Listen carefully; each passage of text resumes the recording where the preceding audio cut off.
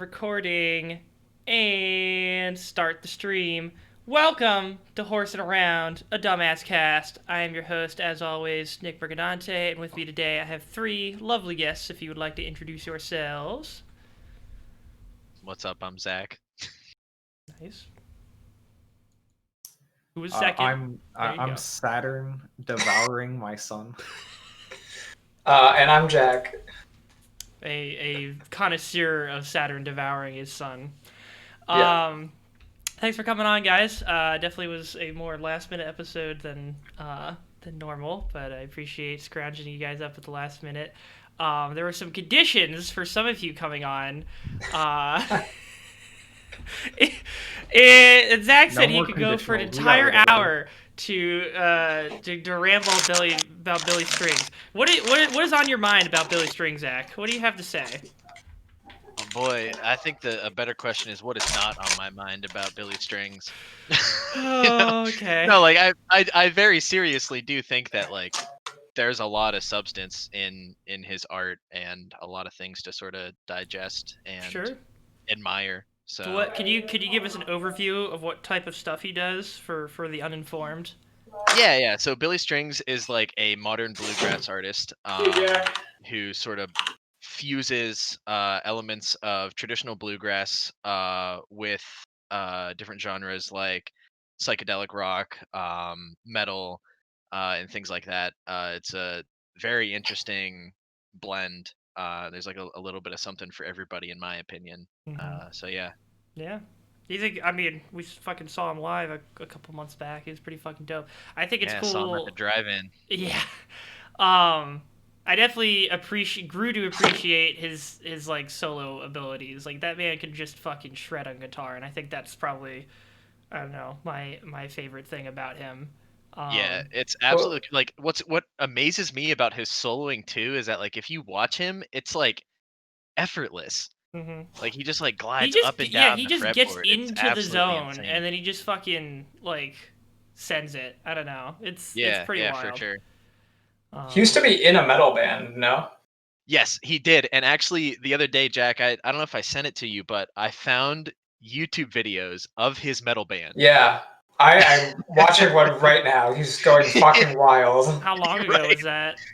It was like I think It the was video's from 2006 or Yeah. 2007.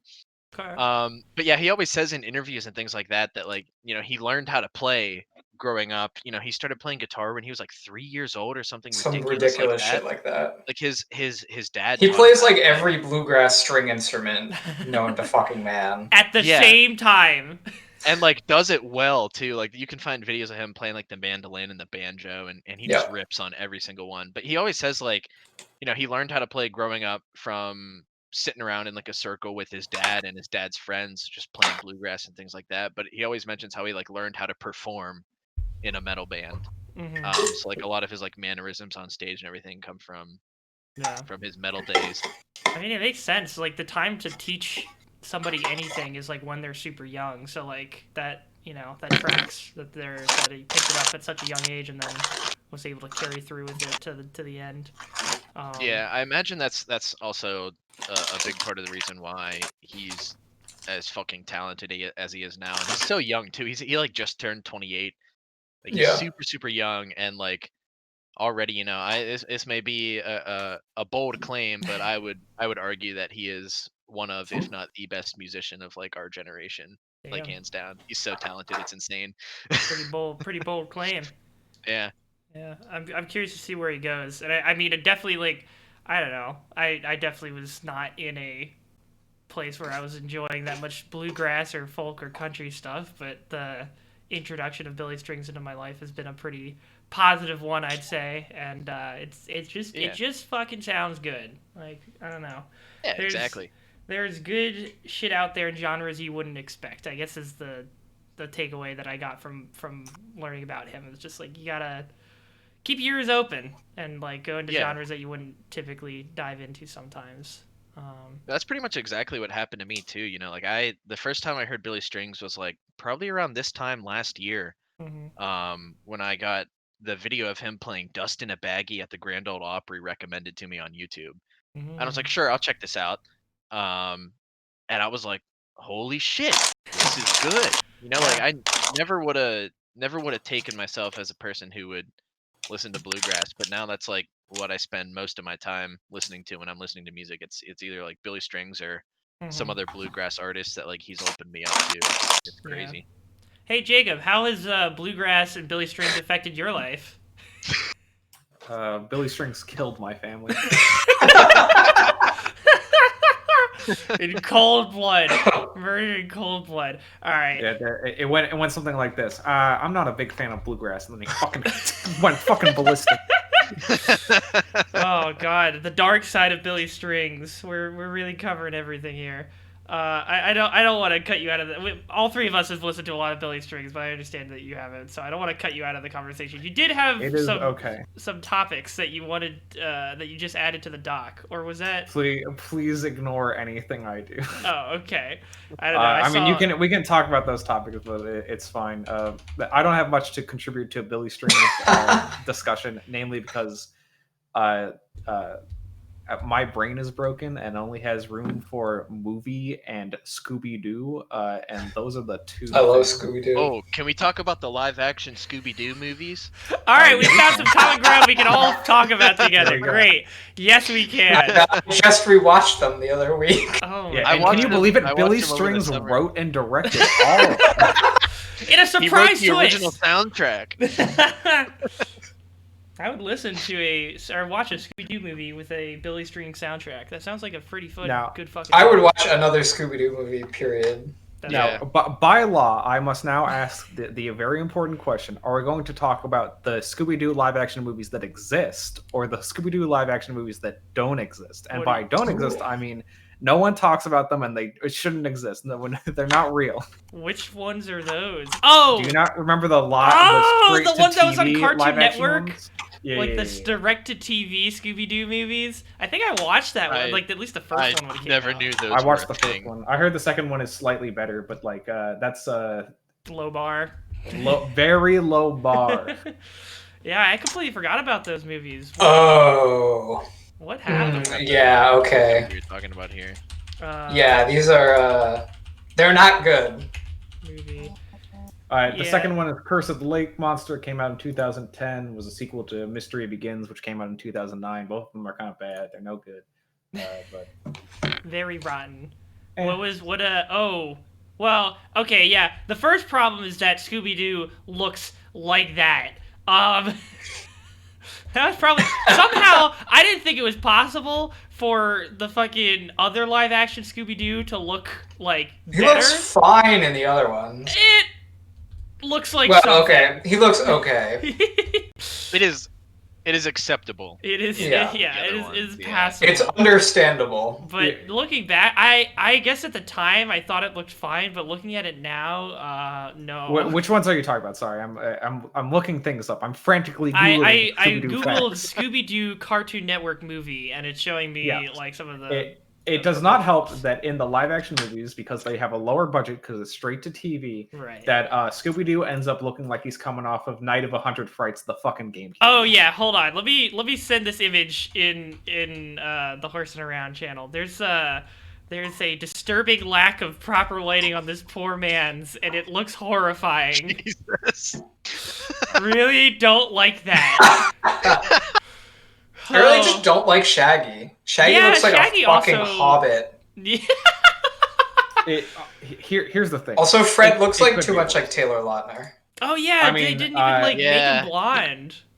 Oh my god, it's fucking Robbie Amell. Yeah. Fucked up. Who is that? Arrow. Oh shit! Really? Yeah, except he's like a child. Now, see, you bring up Arrow, but I won't lie. I don't want to talk about Arrow. The main thing I know Robbie Amell for is True Jackson VP, because I fucking love that era of Disney Channel where they're like, here's a bunch of random shit, just enjoy. And I'm like, I am 12. Give me. I'm sorry. What is Robbie that? Amell is in fact not Arrow. Oh. Okay. That is his cousin, Stephen Amell. Hilarious. Well, you're close. I won't lie. You could have pointed to any random white guy, generic-looking white guy in an audience and been like, that guy plays Arrow. And I would have been like, yeah, that's true. You're right.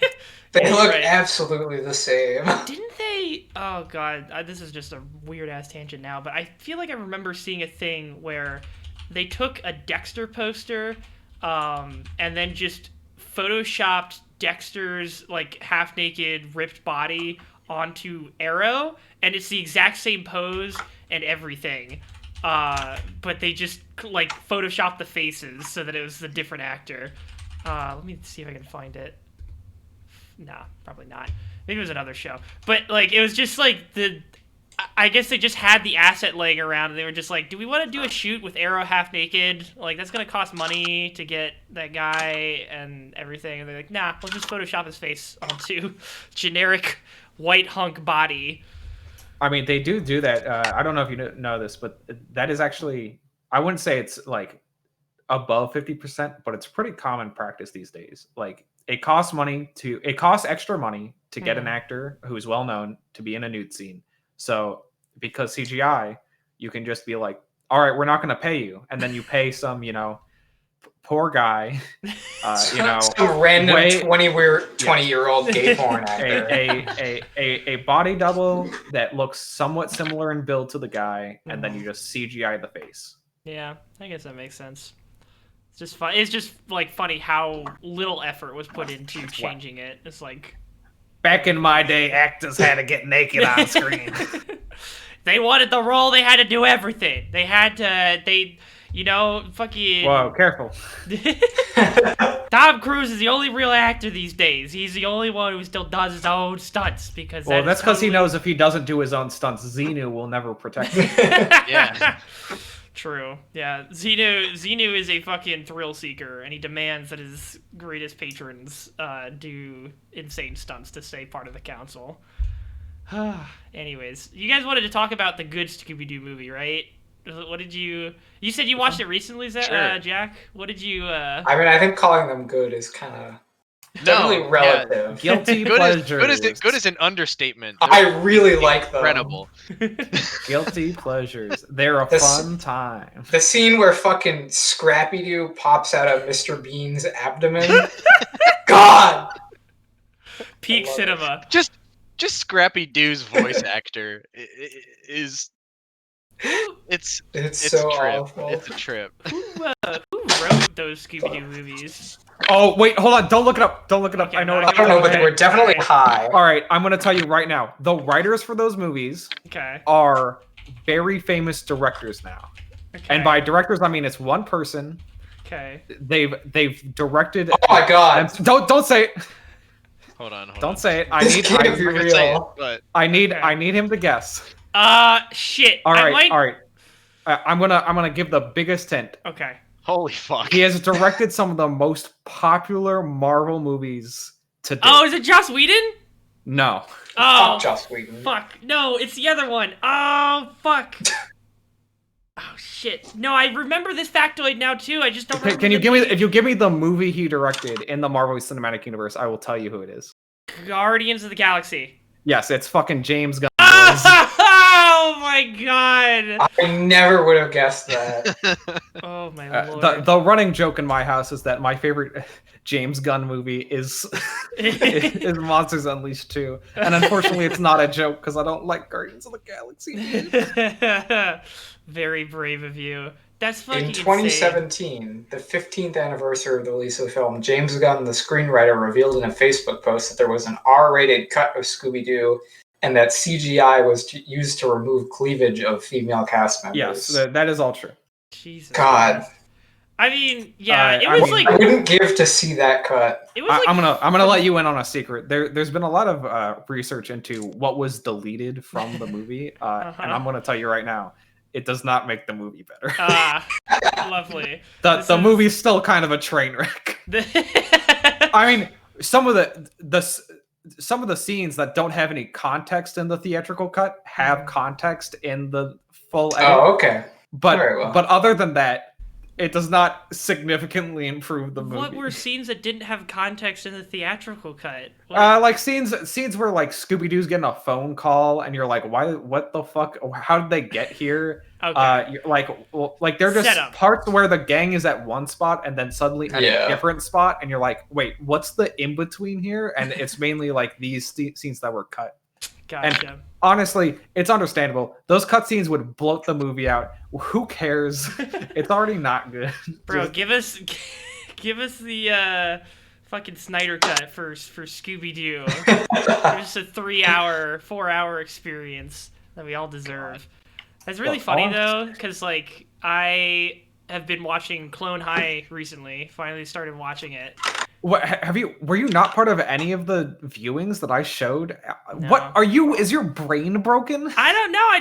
I didn't feel like. I think I was just trying to fucking do homework and shit back then. It's a fucking masterpiece. It is. Dude. I recognize it now, and I understood that poster that was in your room for like all the time that you were on. I'm so upset that it took a meme culture for people to be like, oh, what's this little Yeah, known that's show? Meanwhile, what I'm over here being like banging pots and pans, being like, watch it. I saw good. fucking Nothing Bad Ever Happens to the Kennedys, and I was like, I need to watch this show. That's the clip that sold me on the show, because episode 1 I enjoy, but is probably on the lower half of favorite episodes. Yeah. But like once you hit episode 3, which I believe is the car race episode. No, I think that's episode 4. But yeah. Oh, you might be right. Yeah. I in actuality, I was sold an episode 2 where they have Marilyn Manson sing to me about the food pyramid. Yeah, they just show up.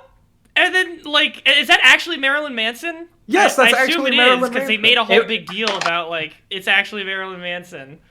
And I think they're going to do it again with some new person this episode that I, like, just stopped at. I don't know. Oh, which one are you at? I think it's episode 6. It's the one after the basketball game.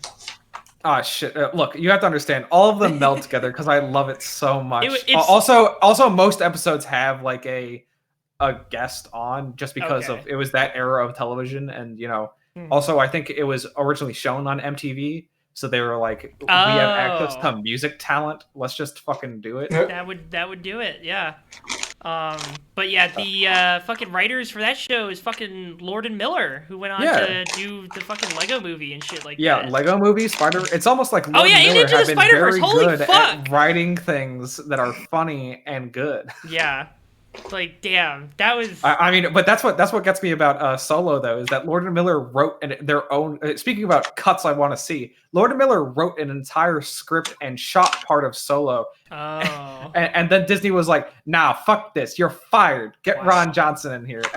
And everyone's like, I don't know. Like, wait, Ryan Johnson did Solo? No, Ron Johnson. Oh, okay. Very different director. Yeah, I was gonna say, like, that doesn't matter. I think that's the one Star Wars movie I still haven't seen. You don't need to. Nothing happens. Okay. Like, that's nothing about Childish Gambino is fucking what's his Lando. name? Lando, and that's it. I'm sorry, Ron Howard, not Ron Johnson. I was getting him good. There's a U.S. senator called Ron Johnson. Ron Howard is the director. Easy mistake to make. Understandable.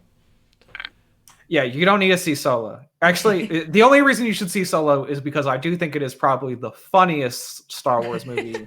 Okay. But I mean that in a...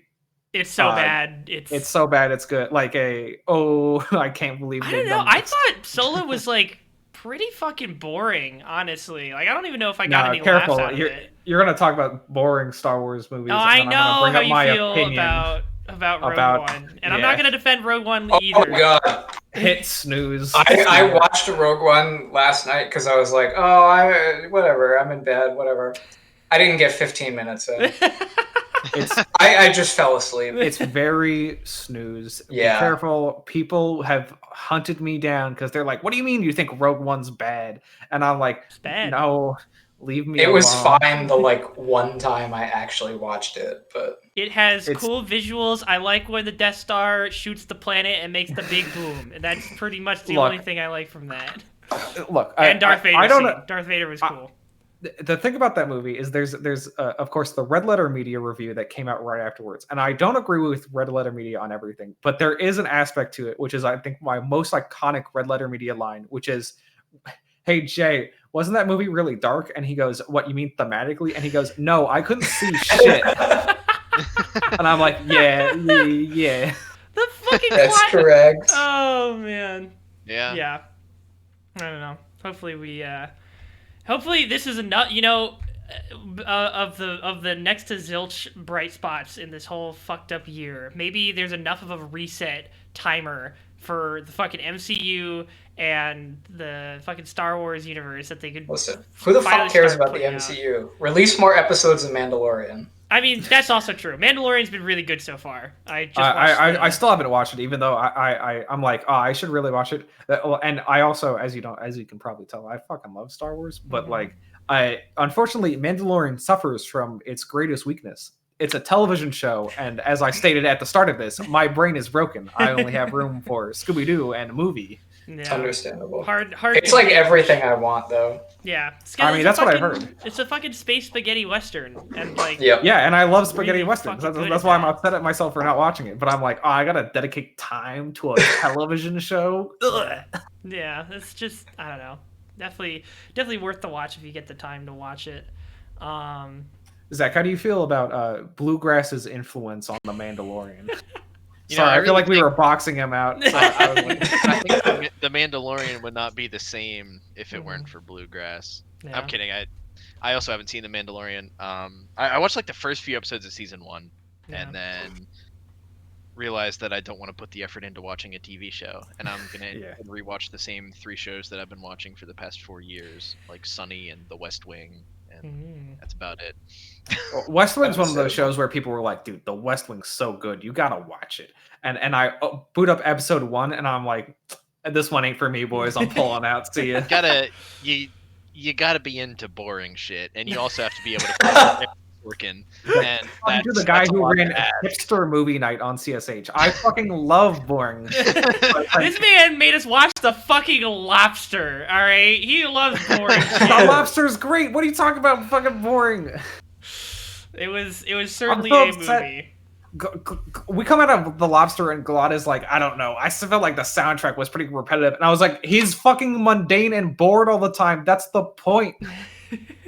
He's living in a status quo for most of the movie and decides to do things during the last act. That's when the music changes up. I remember the premise of the idea of like, if you aren't doing well enough in like society, you get turned into an animal, basically.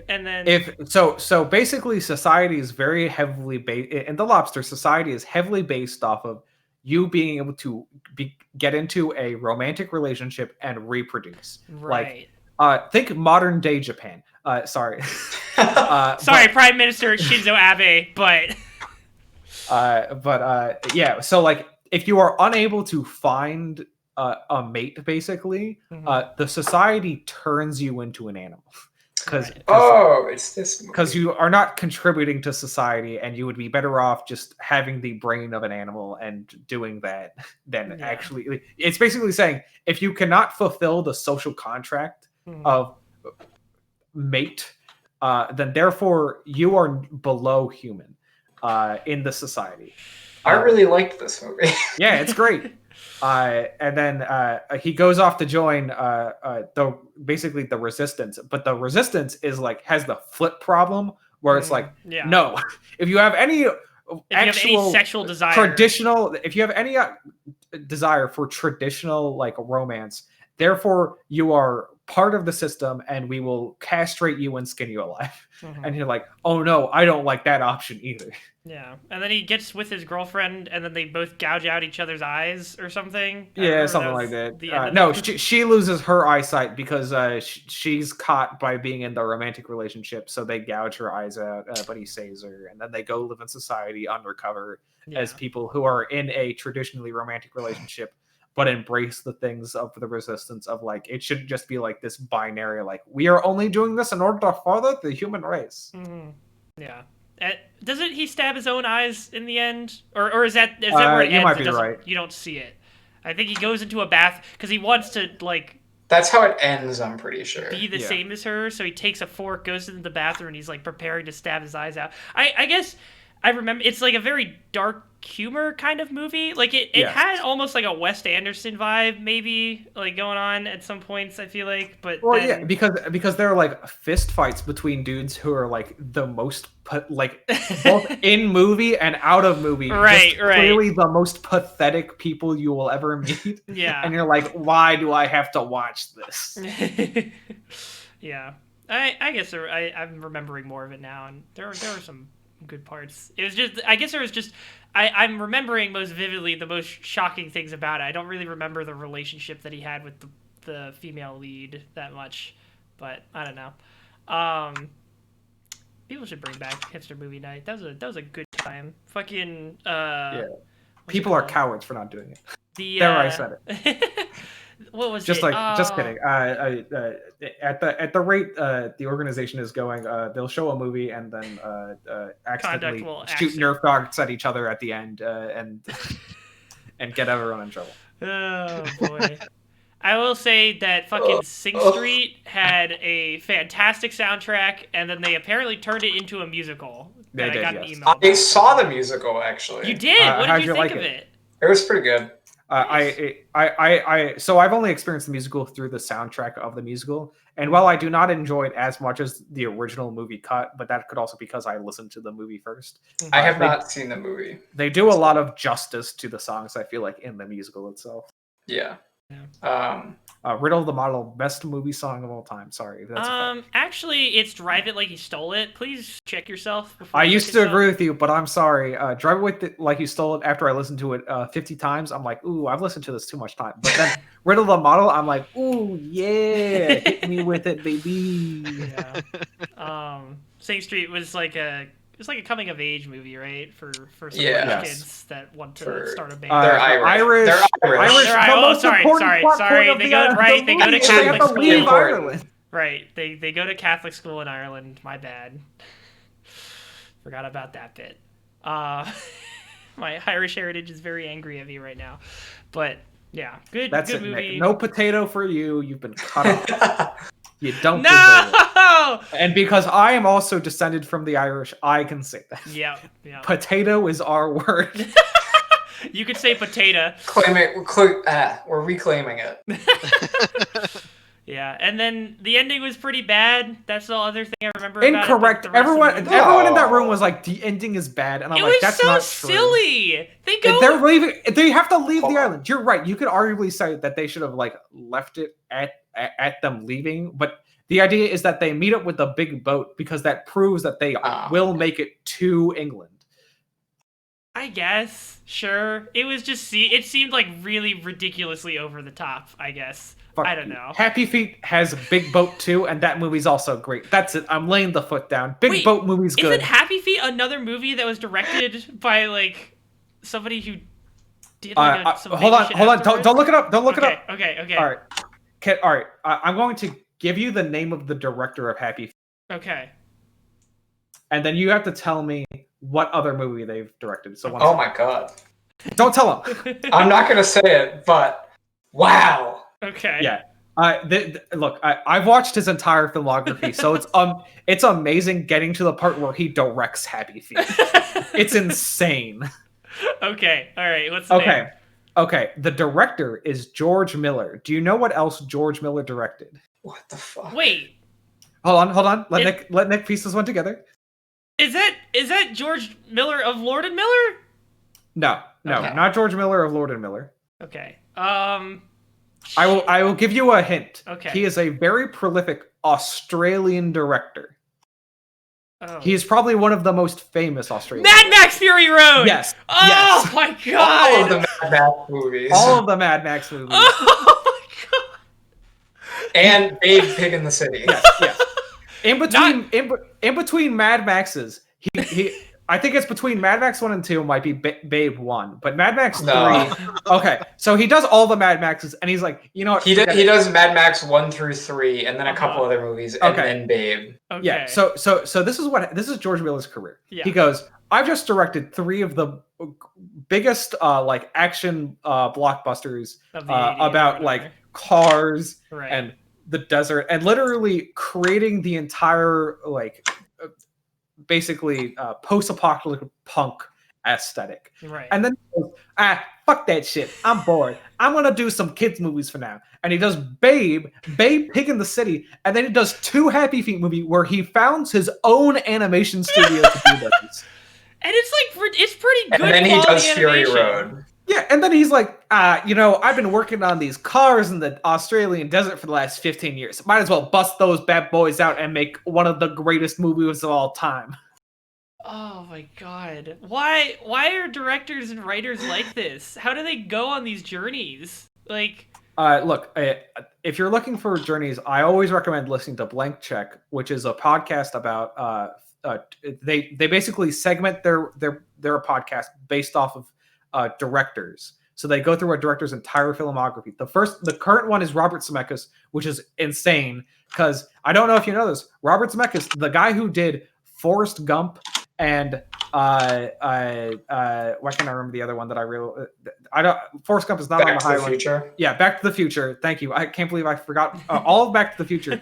But also did fucking Polar Express. oh and my god. Beowulf. Monster House. Monster House. Yeah, Monster exactly. House? Oh my god. He does all the No! CGI. So here's the thing. Robert Zemeckis is someone I appreciate a lot Yeah. because he like Ang Lee are 2 directors who have gotten they can make whatever movie they want from Hollywood because they made some of the biggest movies of all time. Is they that have why the podcast is called Blank Check? Yes, it is why the podcast is called Blank Check. Sometimes those checks clear, sometimes they bounce. Maybe. That's what, Beowulf. yeah.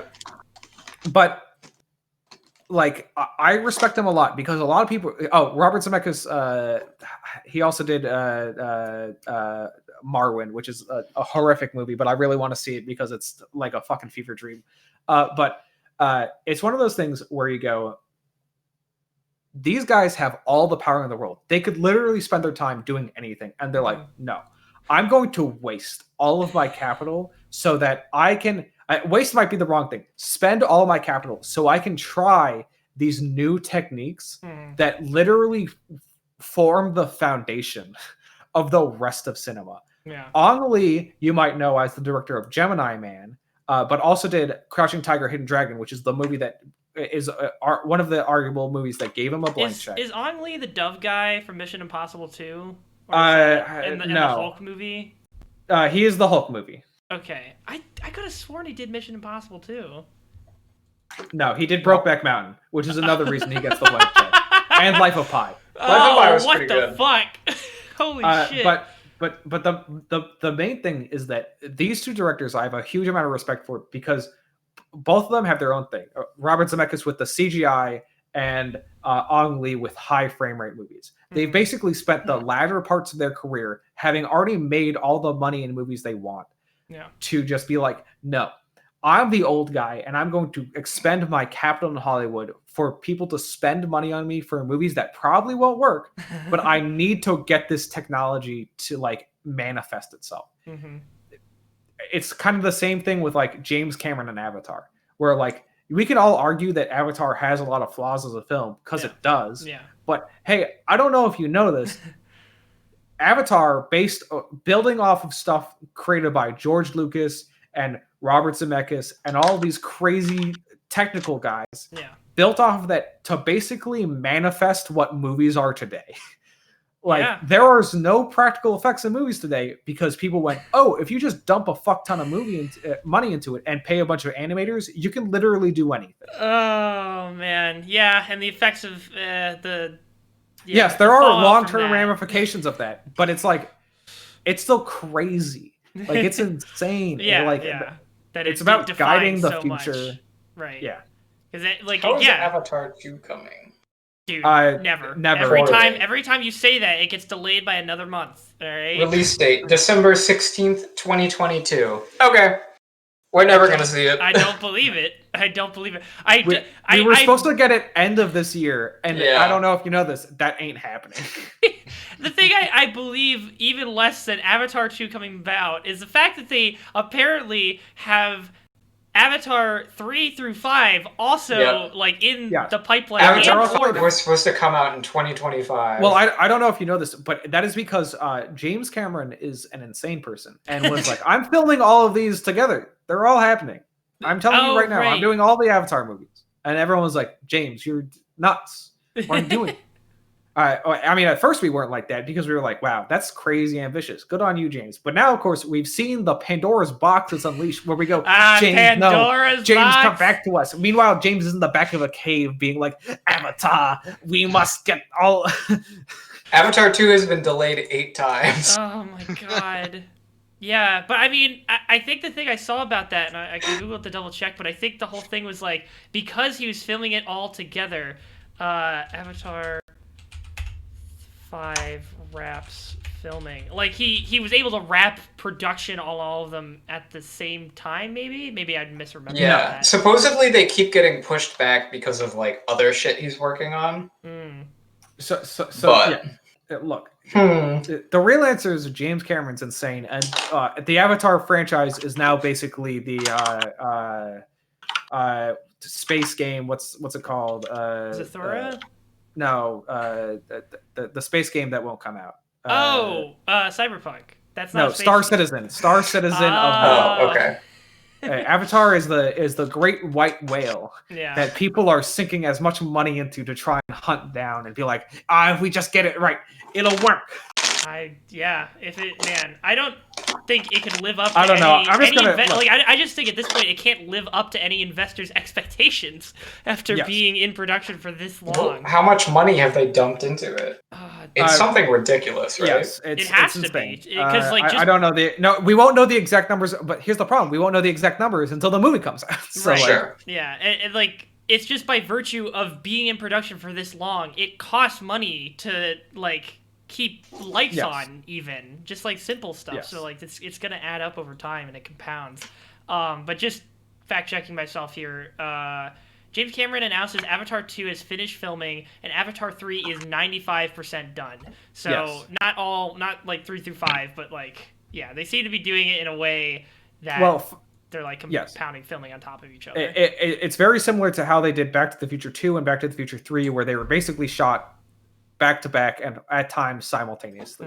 Where like Robert Zemeckis was like, we're already doing, like, the second he knew that he was doing another one, everyone was like, and the production team was like, we're doing 2 of these. We're doing two of these bad boys. And we're just gonna slap them right next to each other in filming. And that is why at the end of Back to the Future Part 2, there is a actual like trailer for the next movie because they already had scenes shot. Pretty good. Yeah.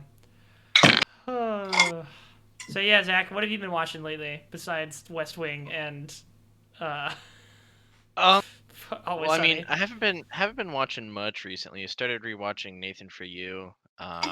When November, my thing in October is to like watch a horror movie a day, so I did that in October. Oh, how was that? What'd you get through?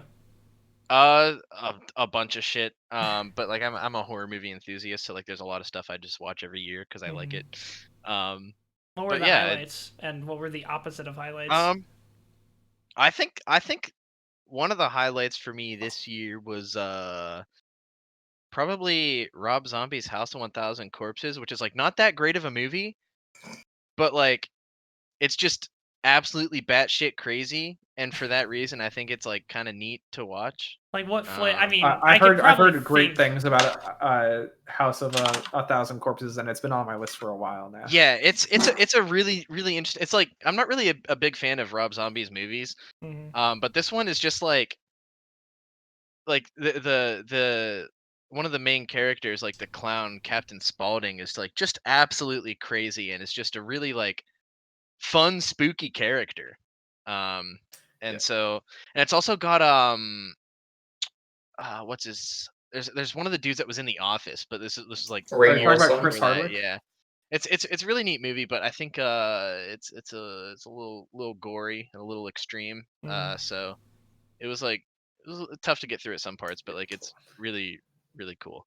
Well, it is a Rob Zombie movie. So. That's true, yeah. But can I just... So I looked up House of a Thousand Corpses, of course, and my favorite thing about the Wikipedia entry for this is House of a Thousand Corpses is at its core a story of family. I mean... Which is technically true. That is true. Within the broadest sense of technicalities, it is true. No, but yeah, I also watched I can't remember the name of it. It's a movie on Netflix about the catacombs in Paris. Oh, I know which one you're talking about. It's like As Above, So Below. Yes. Yeah, I really like that movie. I really enjoyed that movie as well. It's very creepy. Yes, very creepy.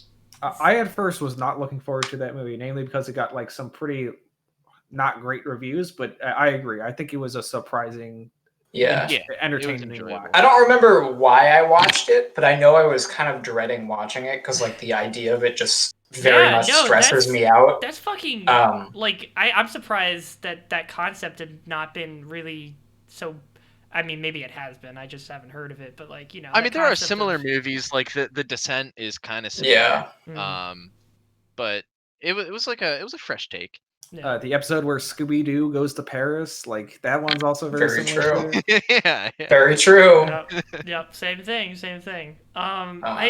been a hot second. Sorry. No, okay, I was just gonna say the only horror movie I got around to watching, which was a classic, so I'm glad I've seen it finally, was the original Evil Dead. I'm glad you've also watched it now. It was very campy. It was a very fun and campy movie. That's kind of the point. Yeah, and no, I enjoyed it. It was a good time. I was watching it while playing DVD at the same time, so I wasn't completely focused on it, but it was just cool to see like the origin of Ash, and like I do kind of want to watch the other ones now because I'm curious because apparently it looked like he died at the end of Evil Dead, but I guess he doesn't. Wait, what'd you say? Sorry. It looked like he got attacked by whatever the forest spirit was at the end of Evil Dead. Does he? Well, that's why you got to watch Evil Dead 2. Okay, yeah. They made a TV show, right? Yep. Yes, Ash vs. Evil Dead is actually a very entertaining TV show. Is that right? Yeah. So I really love the Evil Dead franchise because it is one of the few franchises that really does Descent well in terms of like a character where like if you see Ash, Bruce Campbell's character in Evil Dead 1, he is literally like insert man. Yeah. He is like, imagine your stock 80s He's just a dude. He's just a guy with a girlfriend and like he was trying to bone. That was pretty much it. Yeah.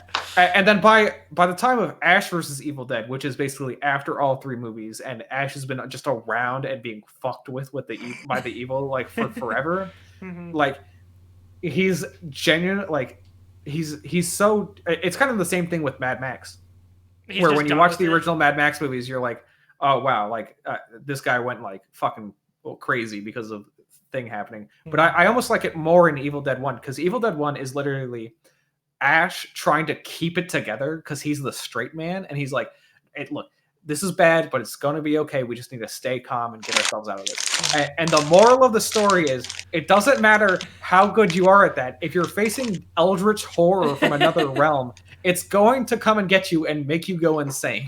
Yeah. No, that's a good way of summing it up. And yeah, they did a pretty good job at that. And then Bruce Campbell's just a fun actor. So I also really appreciate in Evil Dead 1 how going back to kind of what I was talking about just now is. They make it so that people going insane in that movie doesn't feel dumb. Like Ash's turn makes sense because it's not like a sudden like break, like some movies do it, where it's like, he just became insane, right? Or it's not like a perfectly slow burn where it's like a slow stepping stone down to madness. It's more of like a slow decline met with we've reached the breaking point. Now he's gone. And I really appreciate that because I feel like a lot of media fails to recognize that it's a combination of the two and not just one or the other. Yeah. You wanna do kind of like a staircase kind of deal where there might be some jump somewhere and like the other times it's more linear.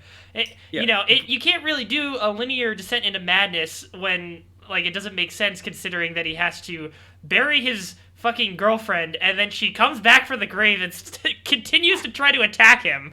You know, Yes. like that point is a point where you should be jumping to insanity.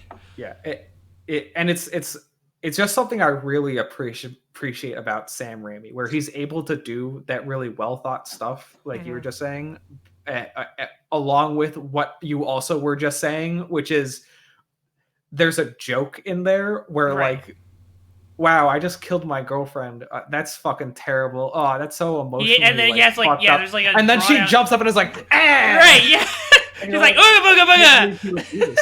He has a slow ass somber scene where he's like taking her to the hole he dug, setting her down gently, pouring the stuff on top, and then like a minute later she's out of the grave and like ooga boogieing him. It's just fucking so ridiculous. It's something I appreciate so much about Sam Raimi, where he does these brilliant things inside of like horrifically campy stuff.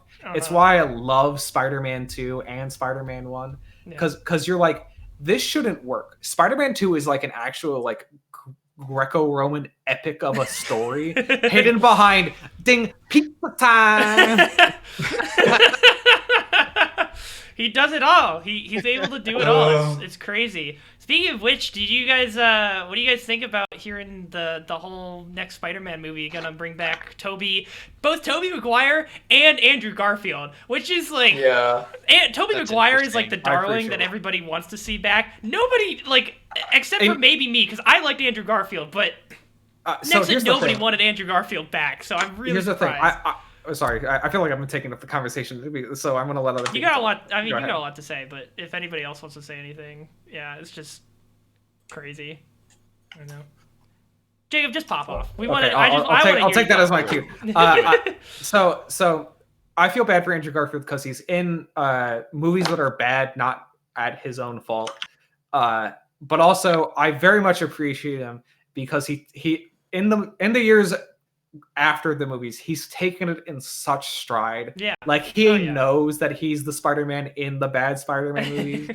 Like another like peak comedy point in history for me will always be that GIF where where there's the Spider-Man taking the picture with the family and he's up on the wall and they tip him $20 and the Spider-Man rips off his mask and it's Andrew Garfield and he's like, oh, thank God I finally got paid. Like that shit's hilarious. Yeah, he's wearing like the cheap ass Halloween costume and shit. That's so fucking funny. Yeah. What is he? I don't even know what he's been in recently. Like, he was in Hacksaw Ridge. He was in Hacksaw Ridge. That one was pretty good. And that's all I remember. He's been in a bunch of other shit, but like none of it good. Mm-hmm. Let me see. Look, he's doing better. I guess he's in a bunch of upcoming stuff. It looks like. Oh, that's good. Yeah, but I feel like he also took a little bit of a break, namely because not really. I mean, he had a 2-year break between Amazing Spider-Man and then his more serious turn with Silence and Hacksaw Ridge.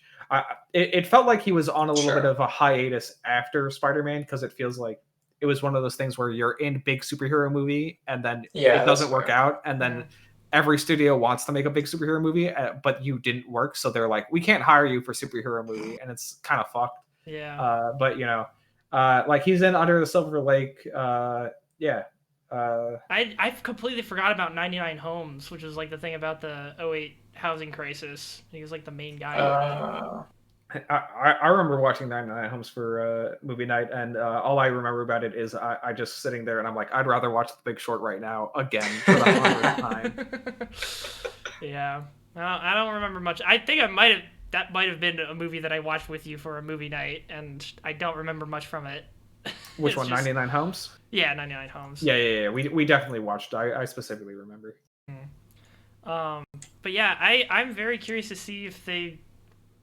I don't know. Sony is just in such an interesting position with their stranglehold on Spider-Man that like I really want to see this experiment work, because if they could somehow get it so that they can have their like Spider-Verse thing going on the side, and then they just grab fucking Tom Holland from the MCU every couple of movies and just be like, all right, you're gonna deal with our fuck shit for a movie or two, and then you can go back to being in the MCU. I mean, it's kind of like I used to be worried about that stuff though, but now I'm kind of like secretly on Sony's side for some of these Spider-Man arguments, where I'm like, nah, dude, Disney bought Fox, it's over. Fucking hold on to Spider-Man for the rest of your eternity. Sorry, like that's the last piece, and it's like they've got the Queen basically on the chessboard. Yes, they have the most important piece. Yeah, like there's no way Disney making Fantastic Four movie anytime soon. I know that people be like, they finally have it, they can make it. I'm like, that ain't happening, guys. Sorry, nobody wants that. Yeah. I don't know. Maybe people want it. People want the Fantastic Four movie. They just want it to be good, and we've been burned so many times that it's gonna take a minute before we can trust any studio with the ability to make a Fantastic Four movie, which is so ridiculous because, again, like as you know, I'm not the first person who said this, and I definitely won't be the last. The Incredibles literally already was just a good fucking Fantastic Four movie. They already did it. It can be done. You just need to do that with the Fantastic Four.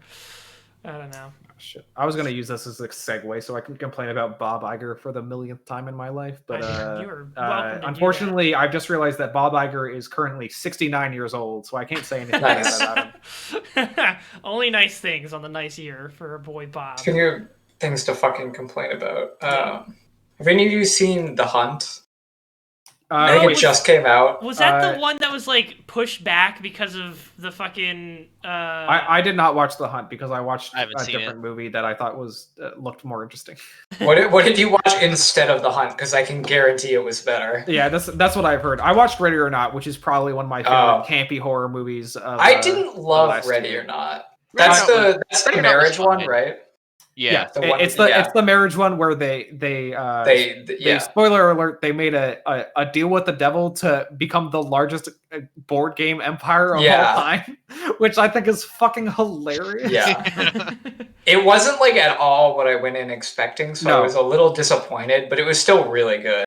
Yeah, it wasn't what because I was going in like, this is probably going to be spooky, and no, it turned into something that I actually enjoy more, which is more in that Evil Dead vein of like, it's a little like, ew, gross, her hand just went through a nail, but it's also kind of hilarious when she runs out in the road like screaming and she's clearly beat up and she's like, please help me, and the driver is just like, all right, I'm out of here, and drive. Like, I'm like, oh shit, dude, that's hilarious. The Hunt is kind of similar in that it's like this weird campy, vaguely horror adjacent, like, I'm gonna hunt you down and kill you bullshit. But it's just bad. They kept trying to shoehorn in like political stuff. Like the whole plot is liberal elites find racist redneck deplorables and bring them into like Eastern Europe and hunt them down. And it's just not funny. I just fucking, I looked it up and I remembered that name because it was the movie that got delayed after the Dayton and El Paso mass shootings that occurred in 2019. And apparently I thought that it was actually gonna be supported. It looked like from all the advertisements, it was like a everything that like hardcore conservatives fear about the liberals coming true kind of movie, where like the white conservatives are the underdogs and the liberal elite are, the evil bad guys that are sitting in on their like golden thrones or whatever. Yeah, but they try to play both sides of it. Yeah, and it just doesn't work. Yeah, the second I heard is they're like, The Hunt takes jabs at both sides. I'm like, I'm not watching this. Sorry, guys. No, and I understand some right-wing nutjob might come back, in 20 years and be like, see, Jacob's biased because he didn't watch The Hunt. But I'm like, nah, I'm not going to stand for that. You didn't get the whole picture, Jacob. You didn't watch The Hunt, okay? You didn't see both sides in The Hunt.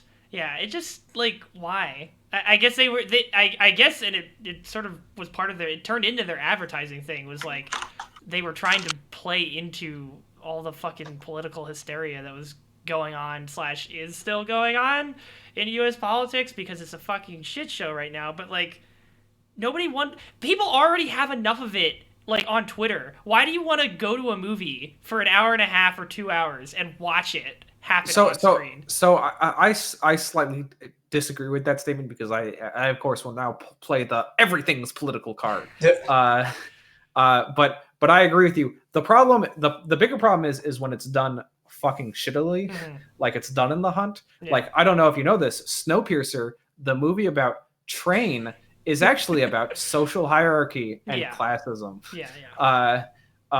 Movies can very opaquely be about politics, but it really depends if they are smart and have something to say. Which, from what I've heard, everything I've heard about The Hunt, it doesn't. No. It absolutely does not. I can 100% confirm that for you. And even when it does, there's a big problem with media, especially at least me personally, I have with when a piece of media is like spends the entire time bonking you over the head with like, don't you get the message of the movie? And I'm like, yeah, I got it around minute 5 and now I'm an hour 30 in. Shut up. Yeah. I'm getting a concussion. Did the Snowpiercer TV show ever come out? Yes, and I heard it wasn't good. I mean, it looked bad in all the ads. Yeah. It looked like it was doing exactly what you're talking about, just smacking you over the head with class warfare bad. Yeah. Fucking, could you spoil the ending of The Hunt just because I'm curious how the fuck that whole shit show would have concluded? Yeah. So the whole premise is that liberal elites picked out like racist people to hunt down after they make some joke about hunting racist people. And this is a documentary, correct? Yeah. Oh, yeah. Absolutely. Yeah. So the premise is like, there's this chat group of really rich liberals, and they make some joke about hunting like deplorables, TM, and people take it like very seriously, so they decide to actually do it, I guess. Okay. And they pick like 13 racist people who believed it, and they take them out to Eastern Europe and they hunt them all down one by one. But somewhere along the line, they fuck up and they pick out somebody who has the same name as someone else, but was actually like a member of the military for some years. Oh, God. And so that one person basically like stomps all of them. And it ends with this whole overdrawn fight scene between her and the leader. So they have like a John Rambo just like accidentally. Yeah, except it's like some redneckish woman from Mississippi or whatever. And it ends with like her standing over the beaten and battered corpse of the leader.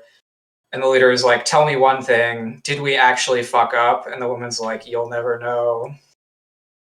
I hate this. It sucked. Yeah, what? The movie sucked. Was she even like, yeah, I'm not racist, fuck you guys? Like, what? Or... I don't think so. So it sounds like they just, like, you know, made the racist really says like, oh, you got the wrong person. And it's like heavily implied that she isn't racist, I guess, but I don't know. What? It's not a good movie. What the fuck? Why? Yeah, exactly. You know how good things are good? It's the opposite of that. Yeah. Bad things. Really fucking bad.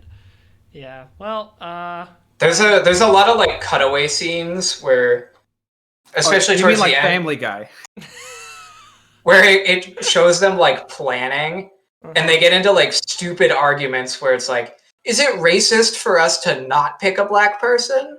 Oh my God. I hate this. And it's just, I don't want to watch it. That's a capital cringe right there. Yeah. Capital C cringe. Yeah. Why? Like, I'm surprised it got through. I'm shocked it got made. So many Yeah, like, how many people had to greenlight that before they got to production? Dog, have you seen movies Hollywood makes? What are you talking about? Right, but like Hollywood is a fucking pretty, liberal fucking. Hey, all right, I'm gonna let you in on a secret. Have you ever watched the episode of 30 Rock where they have to find someone who connects with Middle America? No.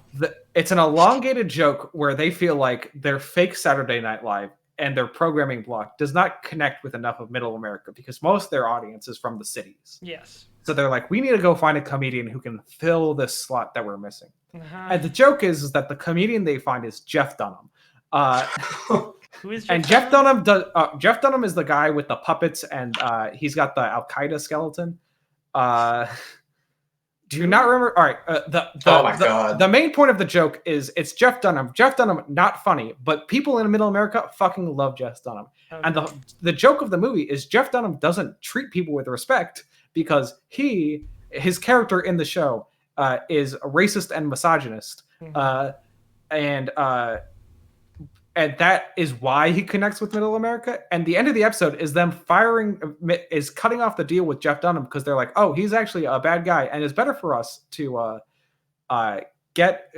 not hate ourselves than to try and appeal to racists and misogynists. But unfortunately, most executives don't reach that last bit.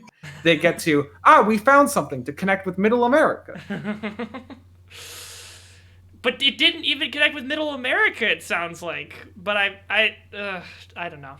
Let's talk about something else. That's the problem, is that presumably it connected well with the demographic of people who just want to laugh at everything and watch white people get blown up or whatever. Cynical, I'm not really sure. Motherfuckers, it just doesn't. Yeah.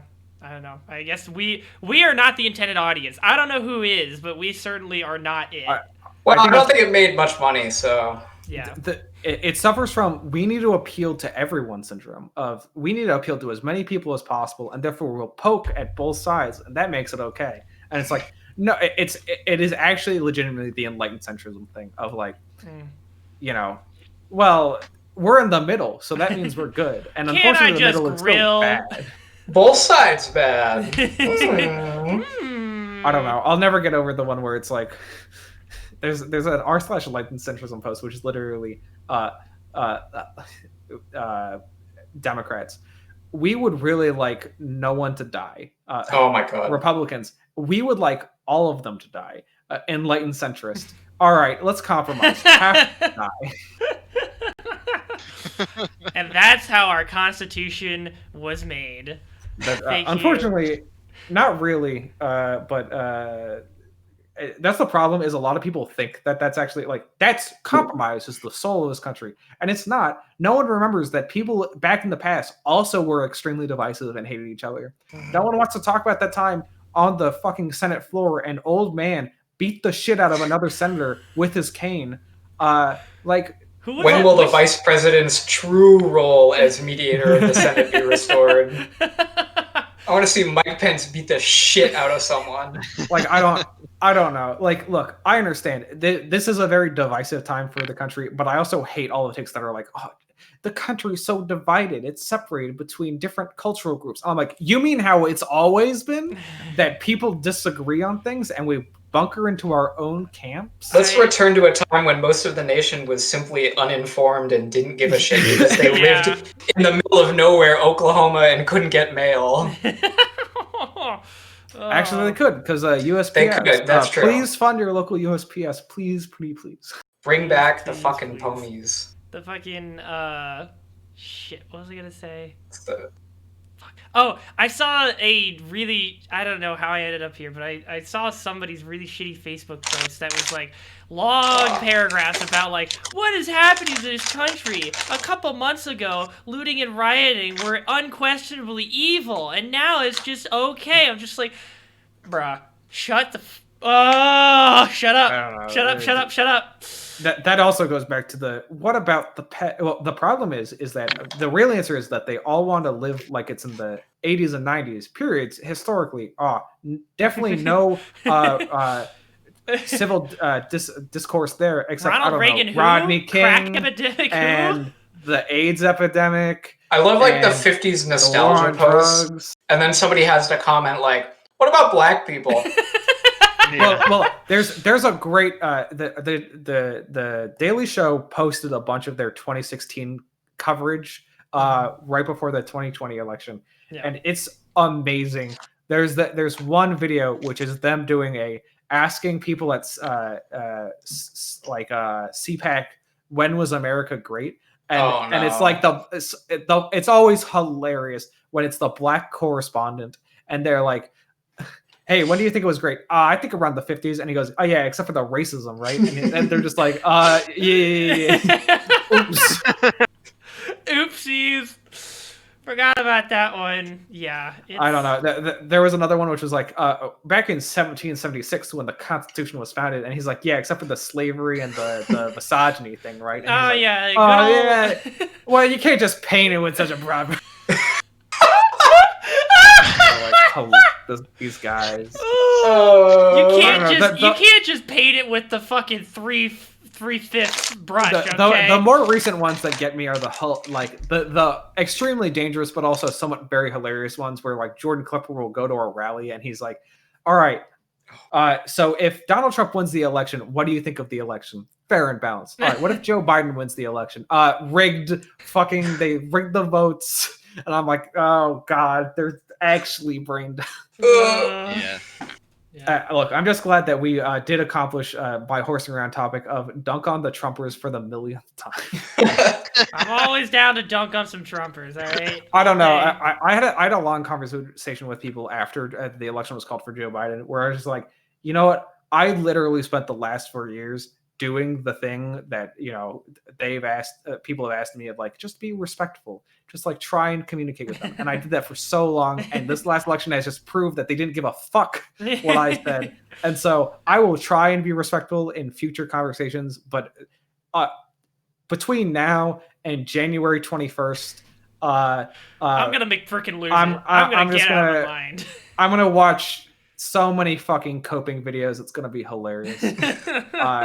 There's a very hilarious one called "Coping with Crowder," which is Steven Crowder, who is a fucking rat bastard, an idiot, having an actual meltdown during the election results, and you're like, this is hilarious. I need to see that. There was. I think one of my favorite things that they say is like, oh, the media doesn't call the election. Why are we letting them call the election? It's like, bro, they've done that every single. The media has always called the election. Yeah. I think we've crossed the hour mark, and I think we can probably cut at this point. But yeah. I put the video in Horsin chat. Okay, I'm gonna check that out. In relation to that remark, I just think it's really funny how a former White House representative, Olivia Nuzzi, final gasp of Donald. Sorry, no, this is somebody else reporting on it. Who said it? Meanwhile, the campaign. It does. I guess it's not identified who said it, but they just said, "Don't cry because it's over. Smile because it happened." The source said, "Sometimes you own the libs. Sometimes the libs own you," and that is just like, God, so tone deaf, but also fucking good hilarious. Perspective. I cannot stop thinking about the poster I found in the RET tunnels the day after the 2016 election, which was a Trump Pepe saying, "Are you tired of winning?" And it was posted there by the RET Conservatives Club, and I cannot stop thinking about that poster now because I'm like, ooh, I bet they're sick of winning now, boys. Oh my God. Anyways, thank you guys for coming on. I'm sorry, Zach, that we did not get to talk about Billy Strings for a whole ass hour. That's fine. Next time. We'll get him next time. But thank you all for coming on, and probably just as a house. What's it? Fucking. No, not housekeeping.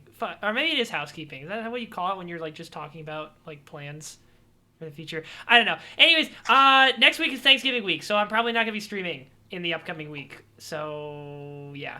That's just wanted to let you guys know. Anyways, until I guess the week after, stay safe. Please actually stay very safe during, if you're traveling and with COVID still very much a thing. Stay very safe and peace out. Alrighty.